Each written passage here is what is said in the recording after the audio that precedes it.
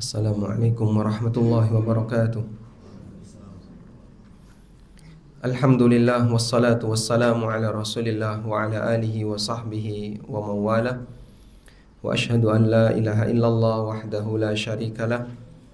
Wa ashhadu anna Muhammadan abduhu wa rasuluh sallallahu alaihi wa ala alihi wa sahbihi wa man tabi'ahum bi ihsanin ila yaumiddin. Alhamdulillah, puji syukur kita haturkan kehadirat Allah Azza wa Jalla. Di kesempatan pagi ini kembali kita melanjutkan kajian dengan membaca buku Al-Mulakhas fi Syarhi Kitab Tauhid. Kita akan masuk pada babun maja'a anna sababa kufri bani Adam wa tarkihim dinahum huwal ghuluwu fis salihin. Bab penjelasan tentang sebab kafirnya Bani Adam dan mereka meninggalkan agama mereka, yaitu agama Tauhid. Yang pertama kali adalah karena ghulu kepada orang saleh. Ini menunjukkan bahwasanya pada asalnya manusia itu beragama, sehingga mereka tercipta, terlahir dalam posisi beragama. Dan bahkan alasan kenapa ghulu kepada orang saleh adalah al-mubalaghatu fid din, bersikap berlebihan dalam beragama. Karena ghulu, ekstrim, apapun bentuknya itu berbahaya. Musannif rahimahullah, penulis rahimahullah, Syekh Muhammad bin Sulaiman At-Tamimi menyebutkan, wa qaulullahi azza wa jalla, Allah Ta'ala berfirman, ya ahlal kitabi la taghlu fi dinikum. Wahai ahli kitab, janganlah kalian bersikap ghulu dalam agama kalian. Surat An-Nisa ayat 171. Kita akan baca keterangan dari Syekh Dr. Al-Fauzan hafizahullah. Munasabatul babi li kitab tauhid. Kenapa bab ini disebutkan dalam kitab tauhid? Anal musannif rahimahullah, penulis yaitu Syekh Muhammad rahimahullah menyebutkan, lamma bayyana ba'dha ma yaf'aluhu ubadul quburi ma'al amwat minasyirki al-mudadi lit-tauhid. Ketika beliau selesai menyebutkan perbuatan para penyembah kuburan, di mana mereka berbuat syirik terhadap al-amwat, orang-orang yang sudah mati, al-mudadi lit-tauhid, yang itu bertentangan dengan tauhid. Arada fi hadzal babi ay yubayyana as-sababa fi dzalik. Maka beliau ingin menyebutkan dalam bab ini penjelasan tentang sebab. Beliau ingin menjelaskan tentang sebab fi dzalika. Kenapa itu bisa terjadi? Kok bisa orang berbuat syirik? Karena syirik itu pasti bertentangan dengan logika. Akal sehat tidak akan pernah menyarankan untuk berbuat syirik. Makanya bagian dari kewajiban menjaga akal adalah tidak berbuat syirik. Liyahdhara wa yastaniba, agar orang itu mengambil peringatan dan menjauhinya. Dan sebab itu adalah wa huwal ghuluwu fis salihin. Sebab itu adalah bersikap ghulu kepada orang saleh. Kemudian kita lihat penjelasan mufradat dari keterangan penulis kitab. Ma jaa, apa yang datang, maksudnya adalah minal adillah, dalil yang datang.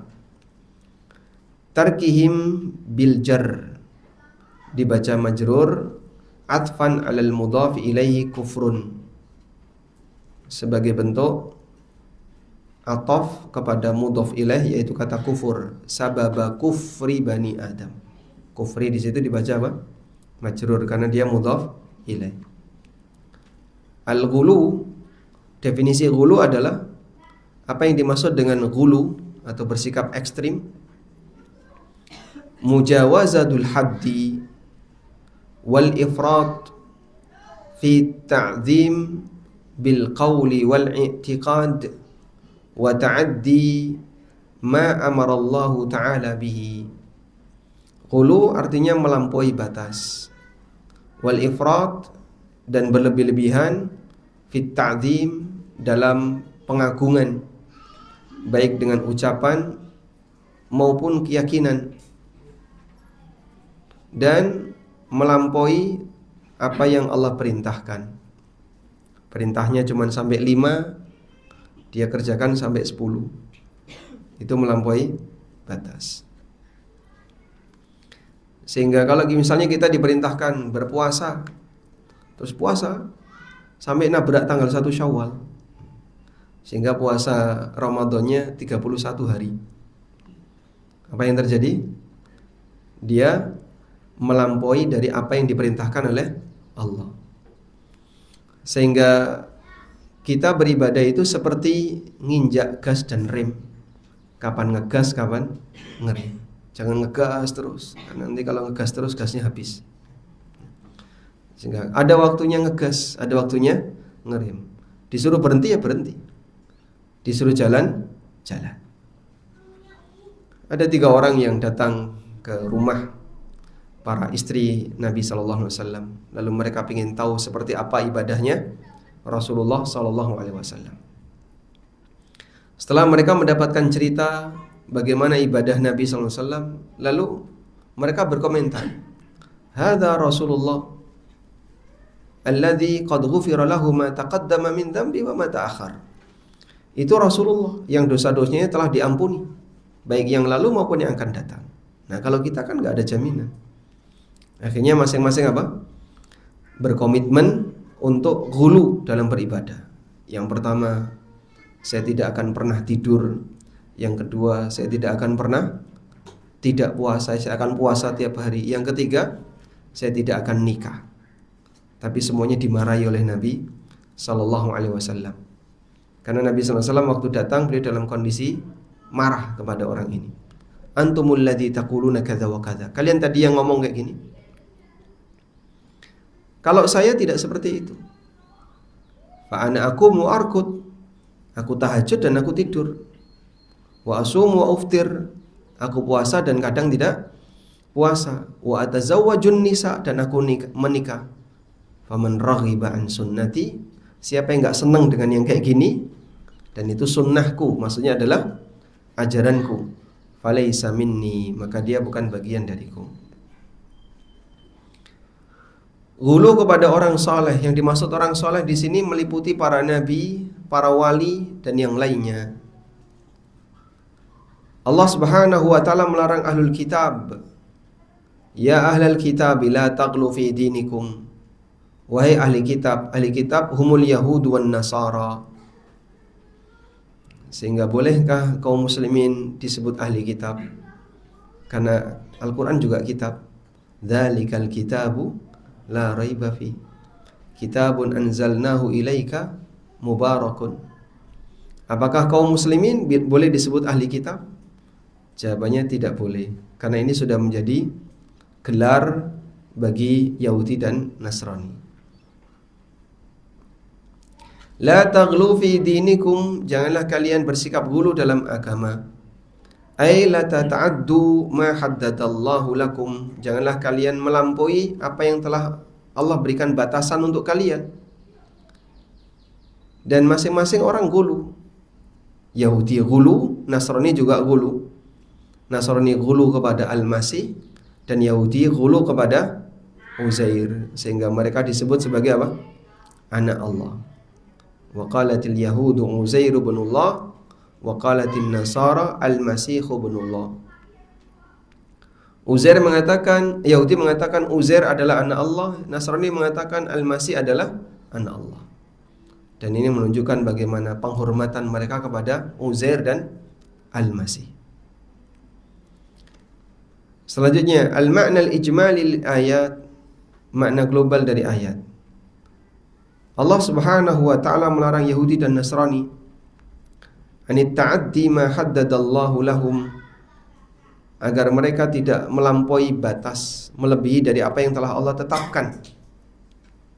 Bi alla yarfa'ul makhluqa fawqa manzilatihi, di mana mereka tidak boleh meninggikan makhluk melebihi dari kedudukannya. Meninggikan makhluk melebihi batas. Allati anzalahullah, yang telah Allah dudukkan mereka, yang telah Allah posisikan mereka. wa yunziluhul manzilata allati la tambaghi illa lillah, dan agar mereka menghentikan perbuatan mereka di mana mereka mendudukkan makhluk pada posisi yang tidak boleh dimiliki kecuali oleh Allah. Sehingga bersikap adil adalah ketika kita mendudukkan makhluk sesuai dengan kedudukannya. Kalau melebihi dari itu, maka statusnya dilarang. Baik, sekarang kita akan baca munasabatul ayati lil bab. Tafadhali. Bismillah wassalatu wassalamu ala Rasulillah. Qala al-muallif hafizahullah ta'ala, munasabatul ayati lil bab anna fiha an-nahya 'anil ghuluwi mutlaqan fayashmalu al-ghuluwi fi salihin wal khitabu wa in kana li ahli al-kitabi fa innahu 'amun yatanawalu jami'al ummati tanziran lahum an yaf'alu fi nabiyihim wa salihihim fi'lan nasara fil masih wal yahudi fi uzairin. Ma yustafadu min al-ayah al-awwal tahrimul ghuluwi fil ashkhasi wal a'mali wa ghairi dhalik. الثاني الرد على اليهود والنصارى ومن شابههم في غلوهم في الأشخاص والأعمال وغير ذلك. الثالث الحث على لزوم الاعتدال في الدين وجميع الأمور بين جانبي الإفراط والتفريط. الرابع التحذير من الشرك وأسبابه ووسائله. Nah, keterkaitan ayat dengan bab. Apa hubungannya ayat ini dengan bab yang disebutkan oleh penulis bahwa sebab kekufuran yang muncul di alam ini adalah karena ghulu, bersikap melebihi batas. Bahwa dalam ayat ini terdapat larangan untuk bersikap ghulu secara mutlak, bersikap melampaui batas secara mutlak, sehingga meliputi ghulu kepada orang saleh, termasuk ghulu dalam hal yang lain. Wal khitabu wa in kana li ahli kitab, meskipun sasaran ayat adalah ditujukan kepada ahli kitab, fa innahu 'amun yatanawalu jami'al ummah, namun maknanya umum, mencakup semua umat. Tahdziran lahum, sebagai peringatan bagi mereka, alla ayyaf'alu fi nabihim wa salihihim, agar mereka tidak melakukan hal yang sama kepada nabi mereka dan orang-orang soleh mereka. Fi'lan nasara fil masih wa fi'lal yahudi fi uzairin, sebagaimana perbuatan Nasrani kepada Al-Masih dan perbuatan Yahudi kepada Uzair. Ini kaidahnya kayak gini ya, di Iqtida' Shiratal Mustaqim. Di bagian depan Iqtida' Shiratal Mustaqim karya Syekhul Islam, itu membahas tentang masalah larangan tasyabbuh dengan ahli kitab. Di bagian awal Syekhul Islam menyebutkan tentang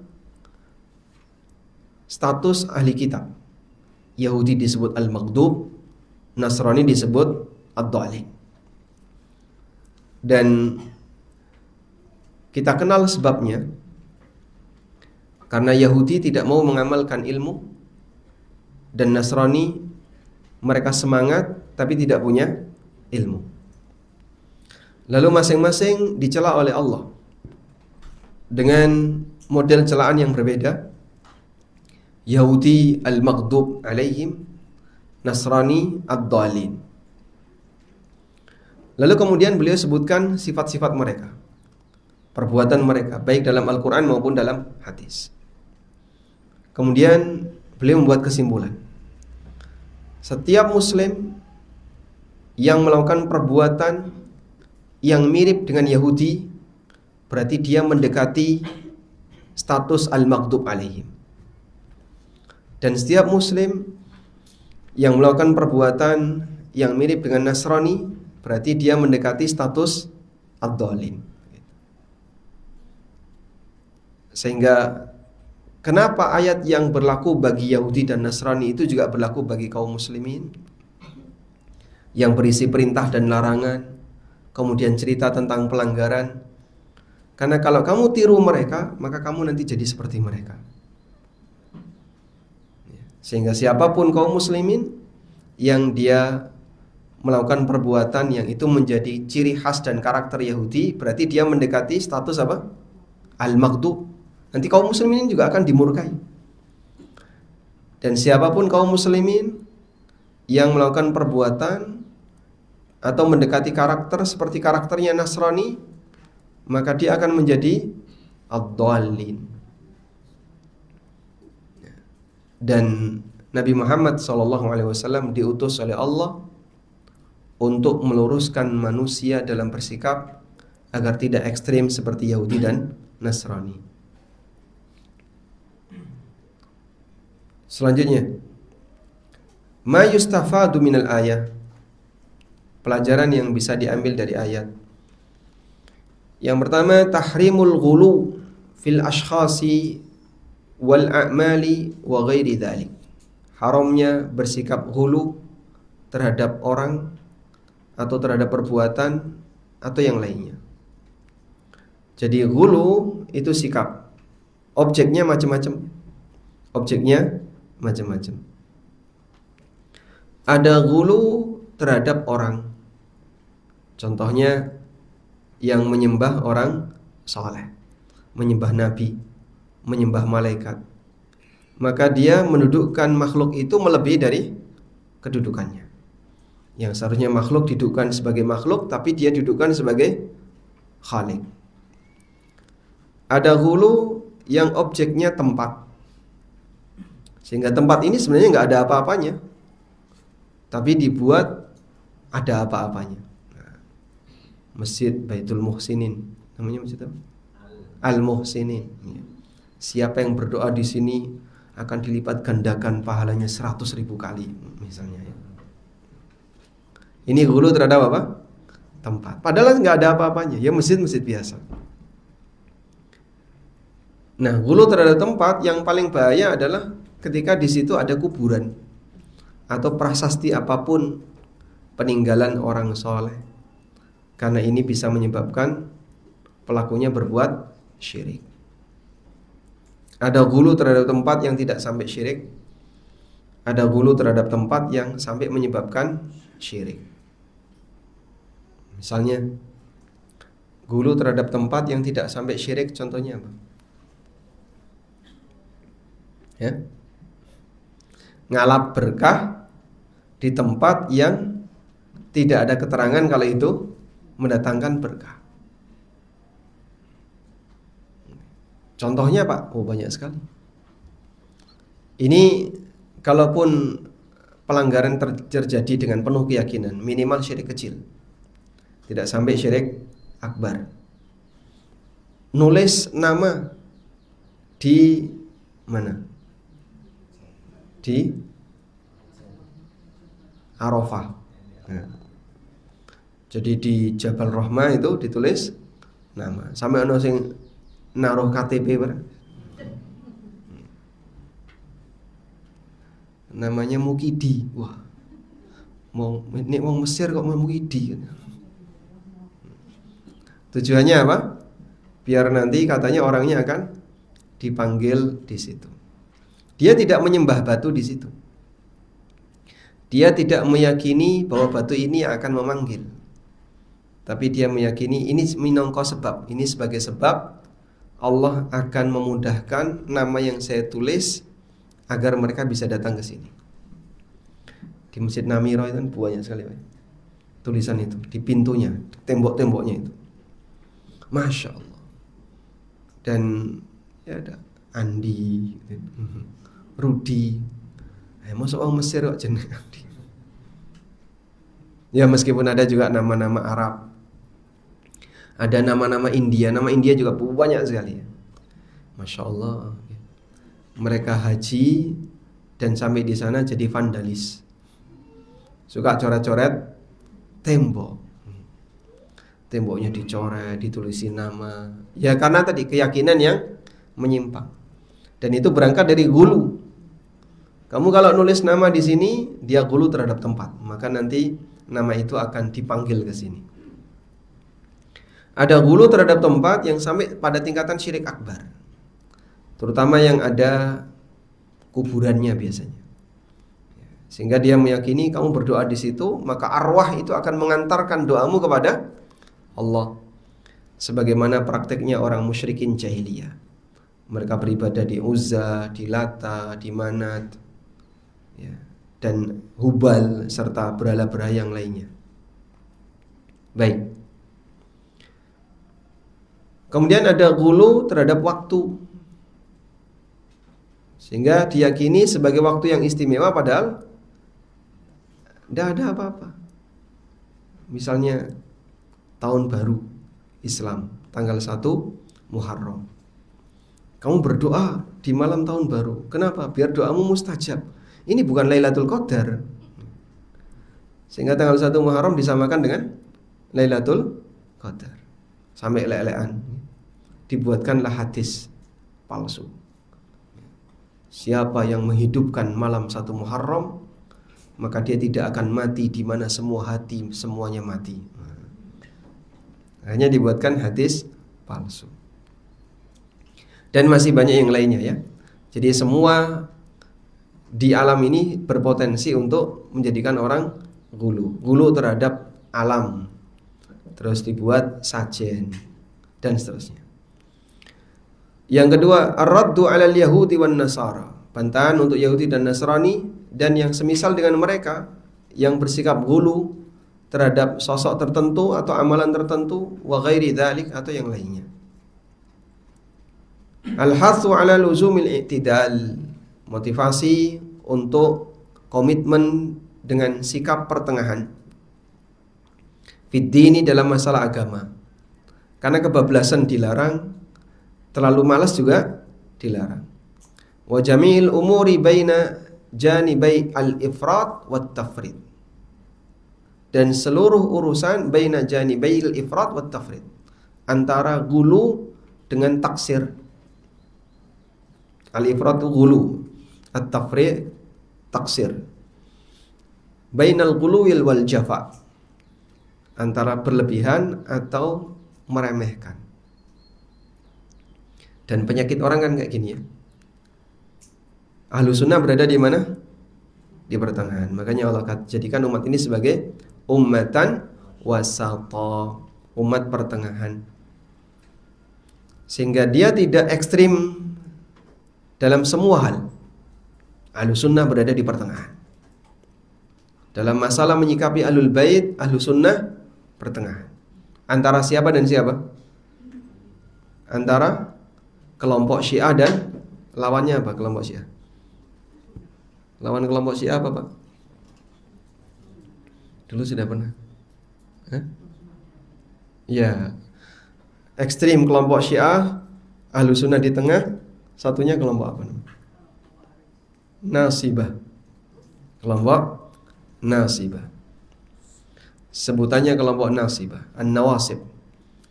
Antara Syiah dengan Nasibah. Dalam masalah iman, ahlu sunnah pertengahan. Yang ghulu siapa? Dalam masalah iman, antara kelompok Khawarij dengan Murji'ah, dan yang lainnya. Baik. Selanjutnya, at-tahdhiru minasyirki wa asbabihi wa wasailihi. Peringatan keras untuk bersikap syirik, atau berbuat syirik, dan perbuatan yang bisa menyebabkan kesyirikan dan wasilah kesyirikan. Wallahu a'lam. Taib, sekarang kita akan beralih ke keterangan Ibnu Abbas radhiyallahu anhu. Qala al-musannif Syekh Muhammad rahimahullah menyebutkan, wa fis sahih, disebutkan dalam kitab sahih. Dan yang dimaksud sahih di sini sahih Bukhari. Disebutkan dalam kitab sahih. Ani Ibnu Abbas, dari Ibnu Abbas radhiyallahu anhuma, fi qaulihi ta'ala, mengenai firman Allah Subhanahu wa ta'ala, wa qalu la tadharunna alihatakum. Umatnya Nabi Nuh itu mengatakan, janganlah kalian tinggalkan Tuhan-Tuhan kalian. Jadi pada posisi Nabi Nuh berdakwah, umatnya sudah menyembah selain Allah. Dan mereka sebut yang disembah itu sebagai Tuhan. Wa qalu la tadharunna alihatakum. Mereka mengatakan janganlah kalian tinggalkan Tuhan-Tuhan kalian. Wala tadharunna wadda. Jangan tinggalkan Wadd. Wala Suwa'. Jangan tinggalkan Suwa', Yaghuth, Ya'uq maupun Nasr. Qala Ibnu Abbas, kata Ibnu Abbas, hadhihi asma'u rijalin salihin. Ini merupakan nama orang-orang saleh. Min qaumi Nuhin, dari umatnya Nuh. Dan wallahu alam dohirnya Nuh nggak ketemu dengan mereka. Karena kan ganti generasi. Tapi disebut kaum karena mereka satu wilayah, satu daerah. Falamma halaku, ketika mereka mati, auha syaitanu ila qaumihim, setan membisikkan. Wahyu itu bisikan ya. Setan membisikkan, auha, setan mewahyukan, maksudnya apa? Membisikkan. Ila qaumihim, kepada kaum mereka. Aninsibu ila majalisihim, buatkan prasasti di tempat ibadah mereka. Allati kanu yajlisuna fiha, yang dulu orang-orang soleh itu mereka beribadah di sana. Ansaban, dibuatkan prasasti. Wasammuha bi asma'ihim, dan berikan nama dengan nama mereka. Nah, sampai sekarang itu masih ada ya. Di Tuban itu ada 2 kuburan Sunan Bonang. Yang satu di kota, yang satu di daerah Rembang kalau nggak salah ya. Nah, katanya yang di Rembang itu bukan kuburan, tapi pesolatan. Nah, petilasan, pesolatan, dulu dipakai sholat. Nah, jadinya model prasasti itu bisa kuburannya, bisa tempat ibadahnya. Sehingga dulu orang-orang musyrikin di zaman Nabi Nuh alaihissalam, mereka tidak membangun prasasti di kuburan, tapi di tempat apa? Majalis, di tempat ibadah mereka. Dan sekarang kan banyak sekali ya. Ini dulu petilasan Kanjeng Fulan, Kanjeng Sinten ya.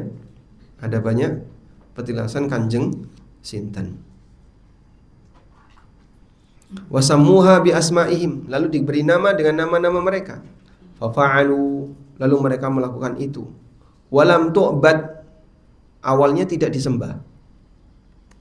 Saat dibuatkan prasasti itu, awalnya prasasti itu tidak disembah. Hatta idza halaka haula, sampai ketika yang bikin prasasti ini generasinya sudah mati, sudah hilang.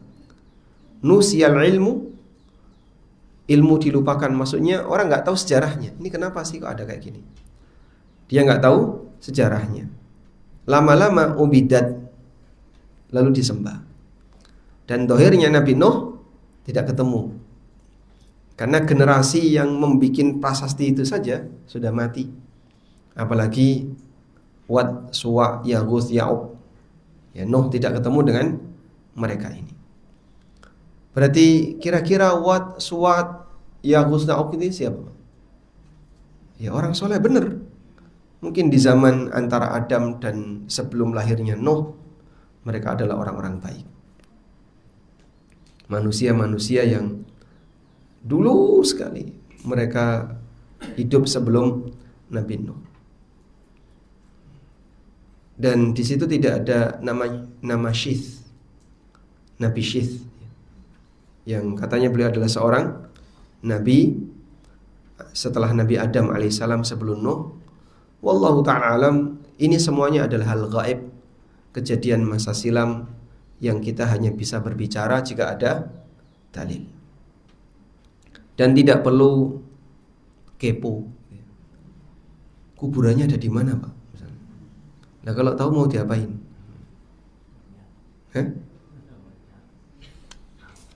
Sehingga biarkan hal gaib sebagai hal yang gaib. Allah ceritakan hal yang gaib sebagian, dan Allah tidak ceritakan sebagian. Sebagaimana para rasul, ada yang Allah ceritakan sebagian.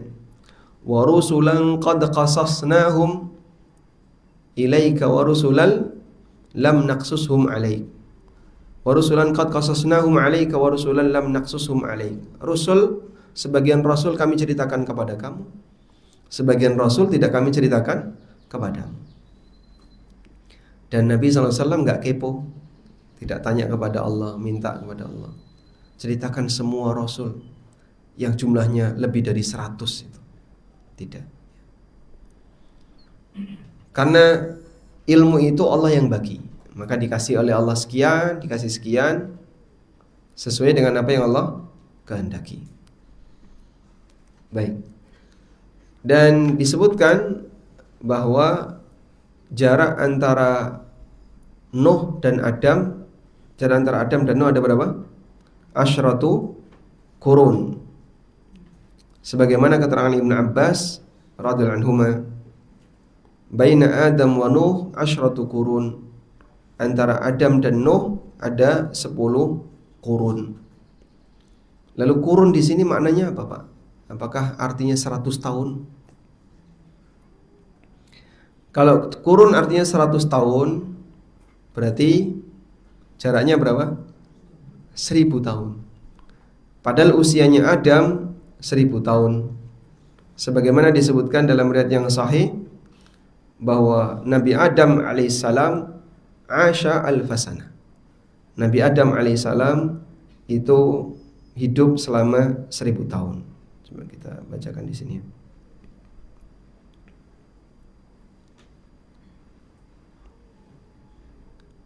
Ada sebuah hadis riwayat Ahmad dari Ibnu Abbas radhiyallahu anhuma dan juga dari Tirmizi dari Abu Hurairah. Jadi kalau dari Ibnu Abbas riwayat Ahmad, kalau dari Tirmizi dari riwayat dari Abu Hurairah. Inna Allah azza wa jalla lamma khalaqa Adama masaha dhahrahu fa akhraja minhu ma huwa min dharari ila yaumil qiyamah. Sesungguhnya Adam alaihissalam, sesungguhnya Allah Ta'ala setelah menciptakan Adam, Allah mengusap punggungnya Adam. Maka Allah mengeluarkan keturunan-keturunan Adam sampai kiamat di punggungnya Adam. Itu ada apa, Pak? Diusap oleh Allah.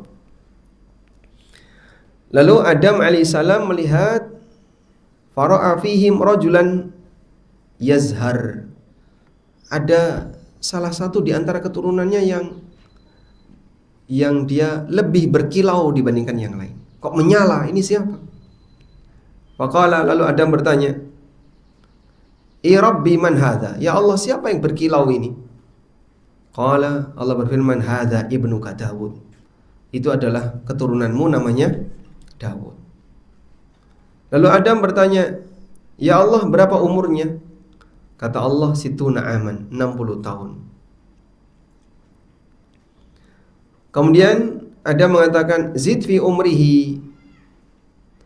Tambahkan umurnya. Qala, "La illa an azidahu min umrik." Wa kana umru Adam alfa amin. Allah mengatakan, enggak bisa kecuali aku ambilkan umurmu untuk dijadikan tambahan umurnya. Dan umur Adam ketika itu 1000 tahun. Nah, dalam riwayat ini berarti ada penegasan umurnya Adam berapa? 1000 tahun. Umurnya Nuh berapa? Hah?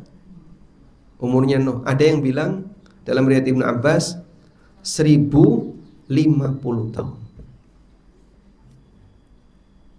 Karena beliau berdakwah selama berapa? Alfasanatin illa khamsina ama. 1000 tahun kurang 50, 950. Itu masa dakwahnya Nuh. Dihitung sebelum beliau dakwah, berarti sejak lahir kurang lebih 50 tahun. Lalu beliau berdakwah 950. Nah, kemudian terjadi tufan, terjadi banjir. Terus beliau hidup setelahnya 50 tahun. Wallahu a'lam, ada yang menyebutkan seperti itu. Baik. Nah, hitungan tahun di sini seperti apa Pak hitungannya, Pak? Apakah tahun dulu itu cepat ataukah tahun dulu seperti tahun sekarang, Pak? Yang jumlahnya ada 356 hari, 12 bulan. Jawabannya hitungannya sama. Karena Allah Subhanahu wa taala menegaskan di surat At-Taubah, "Inna iddatash syuhuri 'indallahi 12 syahran fi kitabillah yauma khalaqas samawati wal ardh." Sesungguhnya jumlah bilangan bulan dalam waktu 1 tahun itu ada 12. Fi kitabillah, dalam ketetapan Allah, yauma khalaqas samawati wal ardh, pada hari Allah menciptakan langit dan bumi. Jadi sejak Allah ciptakan langit dan bumi, sebelum ada penghuninya yang berupa manusia, hitungan tahun itu sudah 12 bulan. Dari dulu sampai sekarang nggak ada perubahan. Yang berbeda adalah ketika apa? Hari kiamat, di mana 1 tahun sama dengan apa? Fi yaumin kana miqdaruhu alfasana. Sehari sama dengan 1000 tahun. Itu hari di yaumil kiamat. Sehingga tahun yang disebutkan dalam ayat tadi, surat At-Taubah ayat 36, "Inna iddatash syuhuri 'indallahi 12 syahran", ini adalah sama sebagaimana yang terjadi di masa sekarang. Dan itu terdiri dari bulan-bulan haram. Karena Allah mengatakan, "Minha arba'atun hurum", dari 12 bulan tadi ada 4 bulan haram. Nah, 4 bulan haram itu ada di kalender apa? Qamariyah atau Hijriyah? Kok sama saja ya? Ada di kalender Qamariyah atau Hijriyah, bukan kalender Masehi. Karena di kalender Masehi tidak ada 4 bulan haram. Baik. Maka dari sini para ulama mengatakan bahwa umur 1000 tahun dan seterusnya itu sama sebagaimana perhitungan kita. Masya Allah.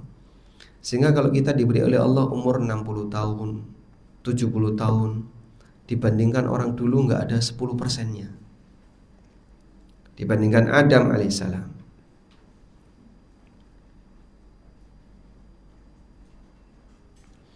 Lalu apa yang dimaksud dengan kurun? Apa yang dimaksud dengan kurun? Ulama beda pendapat mengenai makna kurun. Antara Adam dan Nuh ada 10 kurun. Maknanya apa? Apakah 100 tahun atau bagaimana? Al-Qurtubi, Al-Baghawi, Asy-Syaukani dalam tafsir mereka,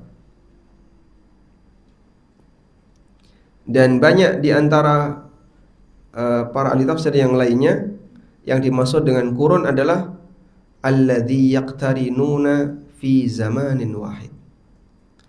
Satu generasi yang hidup dalam satu waktu yang sama. Itu disebut satu kurun. Nah, kita ini satu generasi, ya, hidupnya bareng kan. Ada generasi sebelum kita yang sudah meninggal. Siapa mereka? Generasi yang dulu waktu masih muda mereka hidup di zaman PKI. Terus ada generasi atasnya lagi, generasi yang waktu masih muda mereka hidup di zaman Jepang. Dan ada generasi atasnya lagi, terus seperti itu. Nah, satu masa ini namanya satu generasi, yang bisa jadi lebih dari 10 tahun atau lebih dari 100 tahun. Karena kalau antara Adam dan Nuh 10 kurun dalam arti 100 tahun, nanti ketemu antara Adam dengan Nuh. Padahal beliau tidak ketemu Adam. Dan masih banyak generasi-generasi setelah Adam sampai munculnya kesyirikan, seperti yang tadi kita baca. Baik, kemudian Ibnu Qayyim rahimahullah mengatakan, wa qala Ibnu Qayyim rahimahullah menyebutkan,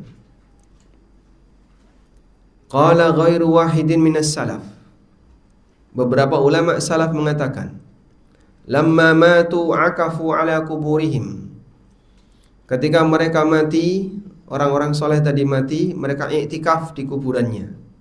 Iktikaf itu apa? Bertapa, ya. Maka makna iktikaf secara bahasa artinya berdiam diri, bertapa. Sehingga Ibrahim ketika mengatakan di hadapan Tuhan-tuhannya orang musyrikin, "Wa ma hadhihi at-tamathilul lati antum laha aakifun?" Ini berhala apa kok kalian iktikaf di hadapannya? Makanya kegiatan iktikaf itu sama dengan bertapa. Kita punya iktikaf enggak? Punya. Di mana? Di masjid, bukan di depan patung, ya. Lamma matu akafu, ketika mereka mati mereka iktikaf di kuburannya. Tsumma sawwaru tamathilahum, kemudian mereka membuat patung-patung orang soleh tadi. Tsumma tala alaihimul amad fa'abaduhum. Nah, ketika sudah lama berselang sehingga orang lupa sejarahnya, akhirnya disembah. Itulah bahayanya patung, ya. Awalnya yang buat tahu ini patung hanya untuk kenangan. Generasi berikutnya ngerti, oh ini peninggalan bapak dulu yang katanya untuk kenangan, tapi kalau mau berdoa di sini mustajab. Belum disembah lah itu, ya. Baru disebut mustajab. Generasi berikutnya, loh katanya kalau doa di sini maka arwah patung ini akan mengantarkan doa kita. Akhirnya patungnya yang disembah. Sehingga tidak heran, ya, dalam perjalanan perbuatan maksiat itu berawal dari yang kecil-kecil akhirnya membesar. Ada yang tanya, ya, Pak, saya itu punya banyak koleksi benda-benda keramat. Ada keris, tombak, tapi nggak nyebut sendok garpu, ya. Nah terus gimana itu? Bapak mau dipakai apa itu keris? Mau perang pakai keris ya ora kanggo. Nganggo tombak ya ora kanggo. Karena cuman besi-besi tua. Nah, terus diapakan itu, Pak? Ya sudah dibuang saja, dirusak, daripada nanti akan jadi sumber kesyirikan. Mungkin sekarang masih bisa dijaga, tapi anak saya insya Allah bagus, Pak, anaknya mondok, iya mondok, anaknya jenengan, putune siapa yang jamin? Nanti kalau cucunya juga akan mondok, siapa yang jamin?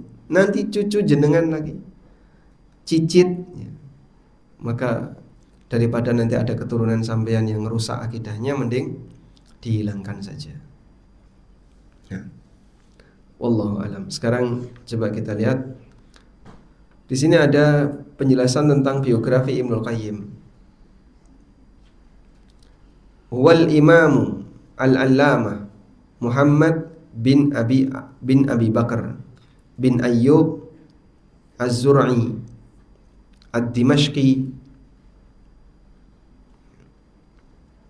muridnya Syekhul Islam Ibn Taimiyah, meninggal pada tahun 751 Hijriyah rahimahullah, dan beliau punya banyak karya tulis mufidatun masyhurah. Sebenarnya karya tulis yang semisal dengan Ibnu Qayyim itu banyak, ya, tapi Ibnu Qayyim punya pendekatan yang berbeda. Tayyib. Kenapa disebut Ibnul Qayyim? Al-Qayyim itu artinya apa sih? Al-Qayyim, pengurus, mudir bahasa kita, ya. Pengurus apa, Pak? Pengurus sebuah madrasah namanya Madrasah Al-Jauziyah. Yang madrasah itu didirikan oleh siapa? Ibnul Jauzi, Abul Faraj Ibnul Jauzi.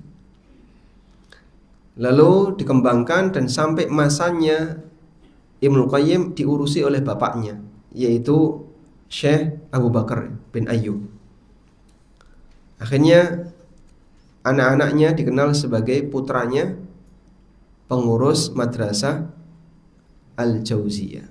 Nah, yang paling menonjol Muhammad ini.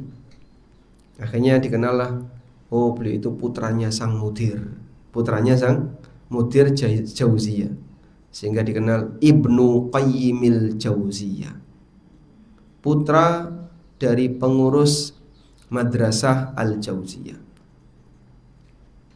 Sehingga jadi titen, gitu ya, jadi tenger, jadi nama, putra dari pengurus madrasah Al-Jauziyah. Dah?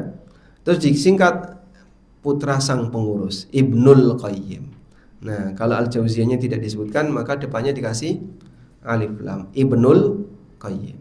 Tapi kalau Al-Jauziyahnya disebutkan tanpa alif lam, Ibnu Qayyimil Jauziyah. Nah, selanjutnya keterangan mufradat kosakata. La tadarunna alihatakum. Maknanya la tatruku ibadataha. Janganlah kalian meninggalkan peribadatan kepada Tuhan-Tuhan itu.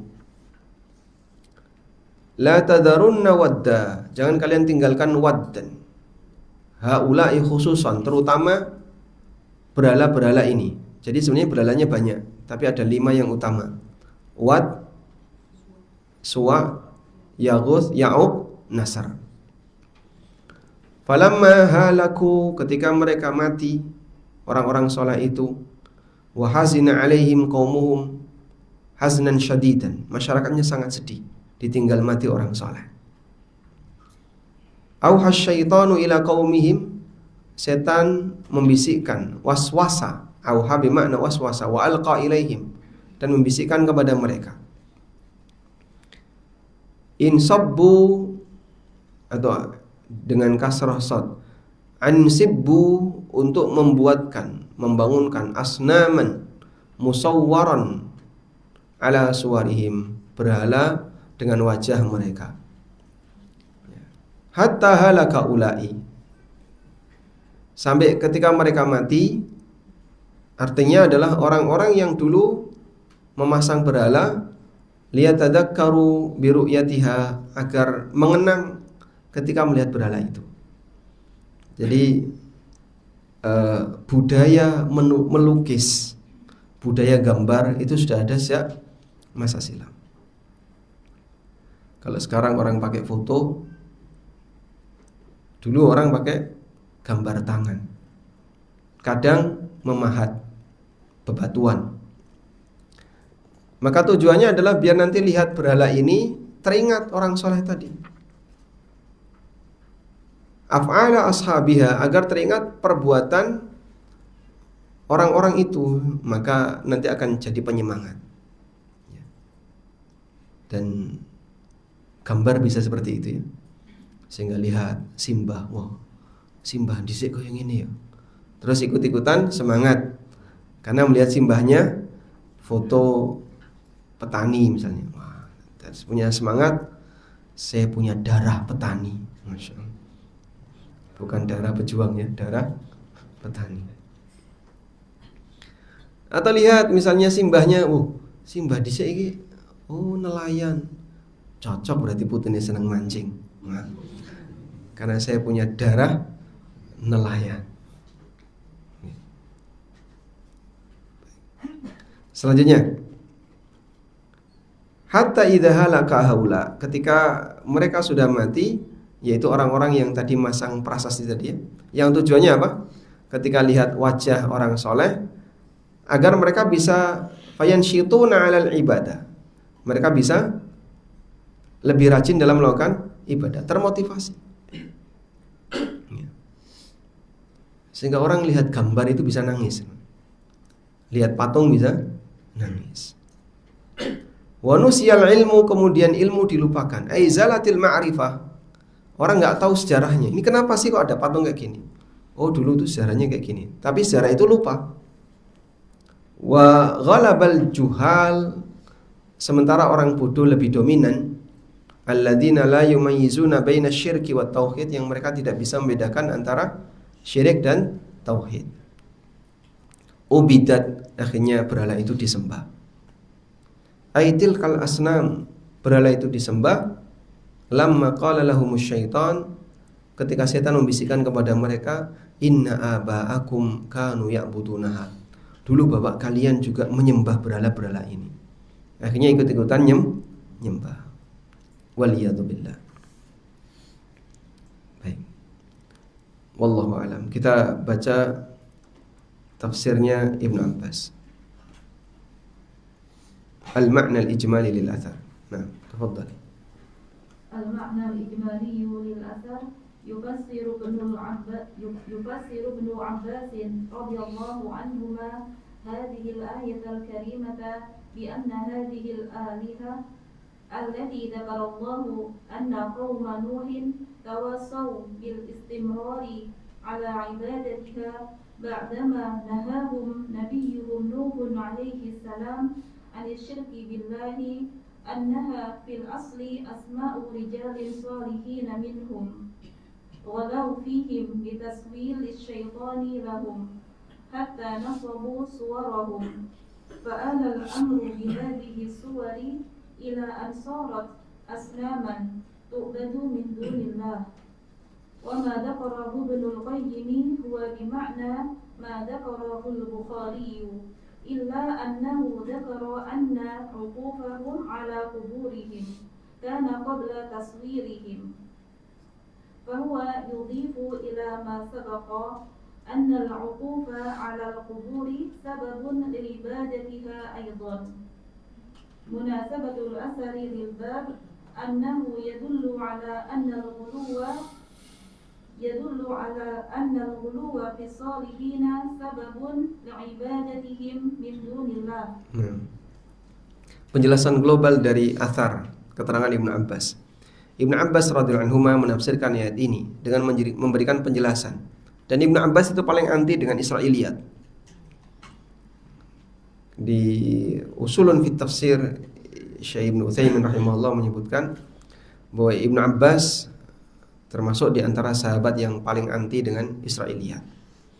Sumber Israiliyat yang paling banyak itu tabi'in, terutama Wahab bin Munabbih.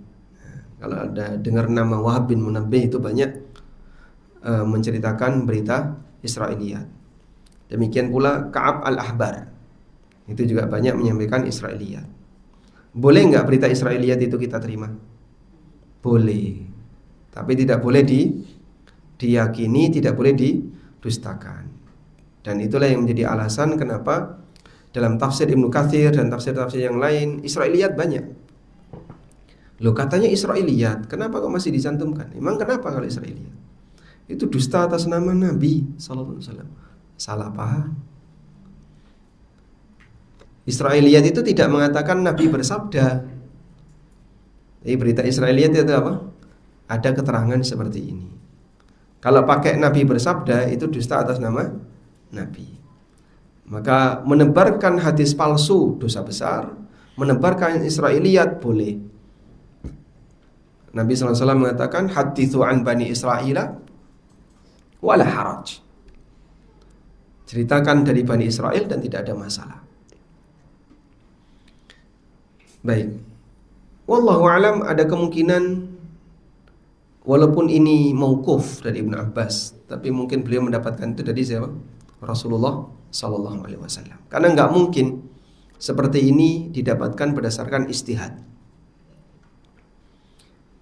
Ibnu Abbas menafsirkan ayat ini dengan menceritakan bahwa Tuhan-Tuhan yang Allah sebutkan di mana kaumnya Nuh mereka tawasau bil istimrar, saling berpesan untuk tetap istiqomah ala ibadatiha, untuk menyembah Tuhan-Tuhan itu, padahal sudah dilarang oleh Nuh alaihissalam, dan mereka istiqomah untuk berbuat syirik kepada Allah dengan Tuhan-Tuhan itu, Waddan wa Suwa'an dan seterusnya tadi. Ibnu Abbas menjelaskan aslinya mereka ini adalah nama-nama orang soleh di kalangan mereka, dan betul soleh ya, bukan yang dianggap soleh, karena keberadaan mereka sebelum terjadi syirik. Lalu mereka bersikap ghulu bitaswili syaitan. Taswil bermakna tazyin, dengan dihiasi oleh setan, dibisiki oleh setan, sampai mereka nasabu suwarahum, membuat berhala-berhala mereka. Fa'alal amru bihadhi suwar ila ansarat asnaman. Lalu berubahlah berhala-berhala itu akhirnya jadikan asnam, berhala yang disembah. Patung itu jadilah berhala yang disembah. Tu'badu min dunillah, yang disembah selain Allah.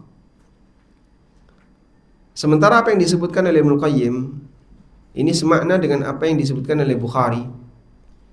Illa annahu dzakara, hanya saja Ibnu Qayyim menyebutkan bahwa ibadah mereka di kuburan-kuburan mereka, kuburan berhala tadi, karena qabla taswirihim, itu sebelum dibuatkan berhala.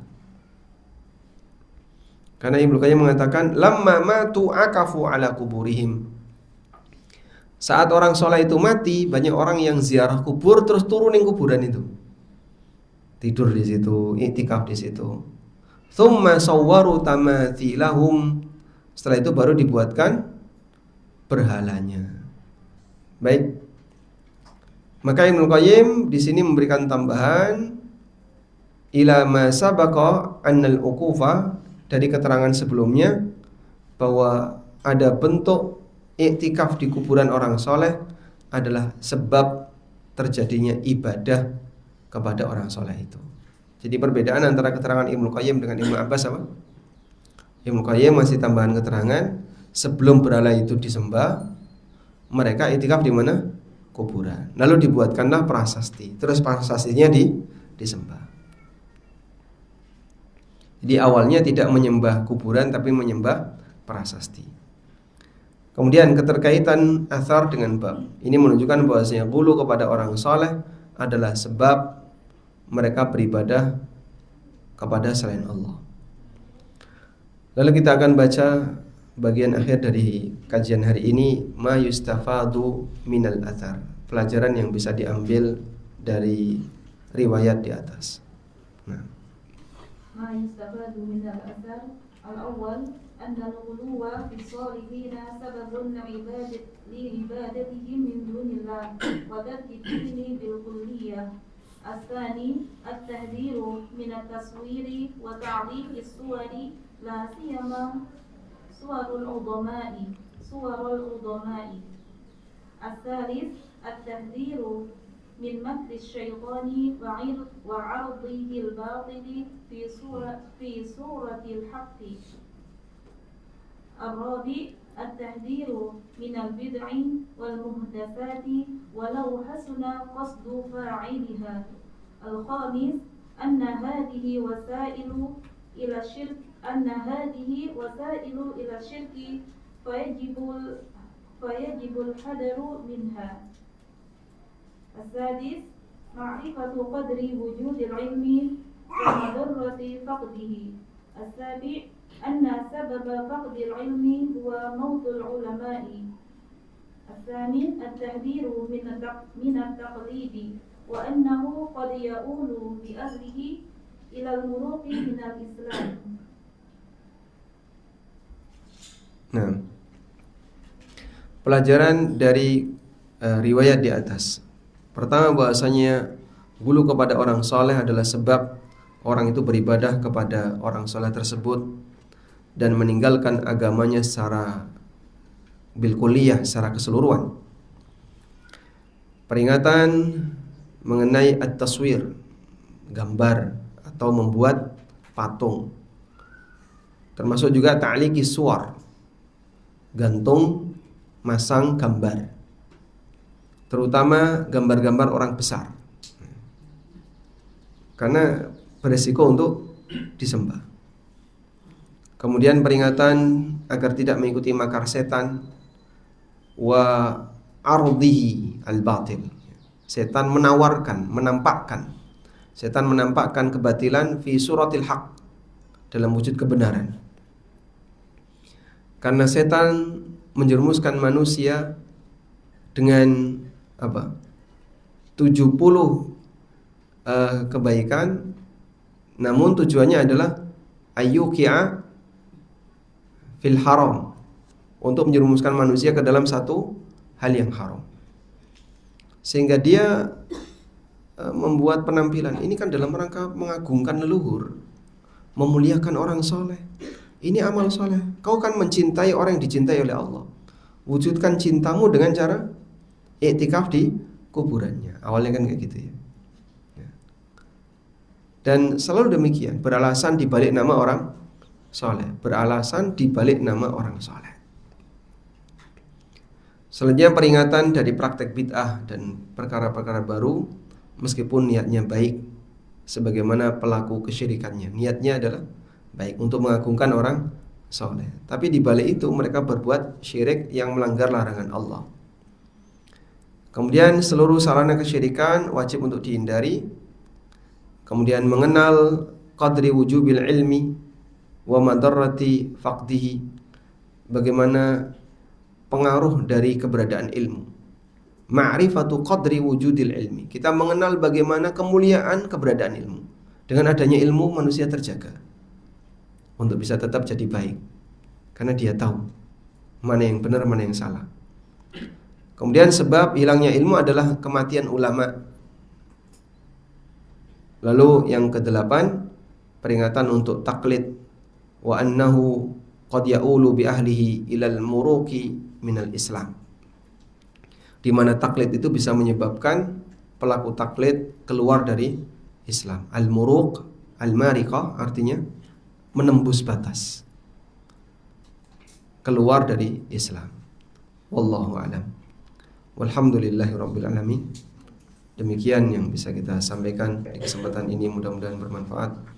Wassallallahu ala nabiyyina Muhammadin wa ala alihi wa sahbihi wasallam.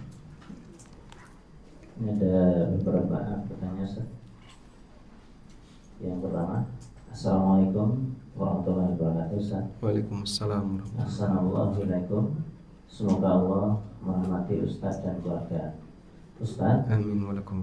ingin bertanya, misal ada pembelajaran bahasa Arab dengan infak tiap bulan, tidak dipatok nominalnya atau infak semampunya. Apabila itu dibayarkan di dalam masjid, apakah dibolehkan? Syukran wa jazakumullahu khairan. Wallahu alam. Jika niatnya dari awal itu gratis, nah infaknya juga sifatnya sukarela, berarti di sana tidak ada akad komersil. Pembeda akad komersil sama sosial itu seperti ini. Misalnya jualan nasi dibayar seikhlasnya. Saat dibayar 2.000 nesu, misuh-misuh. Loh katanya seikhlasnya. Iya tapi aja orangnya orang pulang. Itu bukan seikhlasnya. Berarti sebenarnya tujuan dia apa? Komersil, bukan sosial. Tapi kalau dia dibayar berapapun, ya monggo dibayar berapapun silahkan. Mau bayar 1.000, 2.000 ditompo. Nanti kalau kurang dia tak carikan dana yang lain untuk pengadaan nasi berikutnya. Berarti ini memang sosial. Nah kira-kira dalam kegiatan kursus bahasa Arab itu yang mana?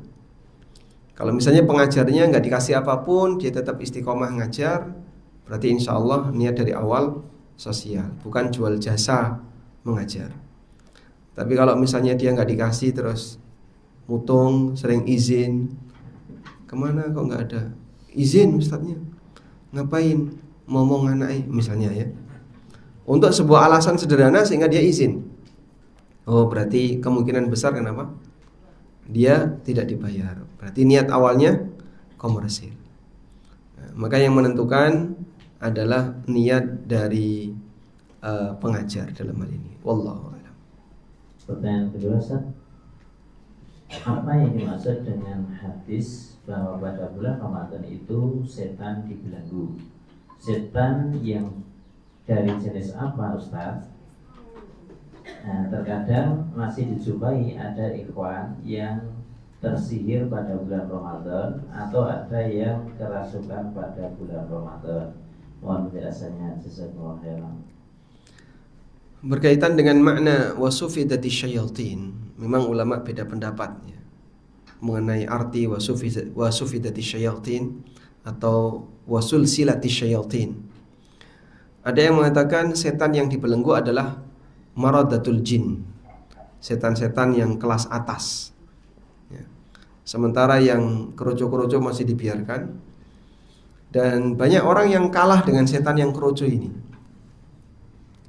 Ada juga yang mengatakan bahwa setan dibelenggu, tapi bukan berarti dia tidak bisa menggoda. Meskipun dia dibelenggu tapi masih bisa menggoda. namun godaannya tidak sekuat ketika dia dilepas. Dan ada banyak versi yang lain. Wa ala kullin, intinya secara hakiki kita nggak tahu.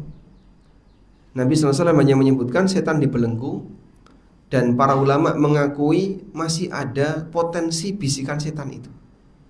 Makanya mereka beda pendapat dalam menerjemahkan kenapa masih ada maksiat, lalu kenapa masih ada orang yang kesurupan dan seterusnya.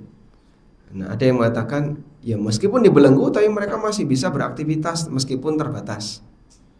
Ada yang bilang yang dibelenggu cuman yang besar-besar, sedangkan yang kecil-kecilnya tidak dibelenggu. Intinya realita itu tidak bertentangan dengan hadis. Katanya dibelenggu, kok ini masih ada yang kesurupan? Ya. Hadis kan tidak mengatakan di bulan Ramadan nggak ada yang kesurupan. Hadisnya hanya mengatakan saat Ramadan setan dibelenggu. Ya, sehingga mungkin saja ini indikasi benarnya pendapat yang mengatakan bahwa yang dibelenggu adalah setan yang besar, sementara yang kecil dibiarkan. Wallahu a'lam.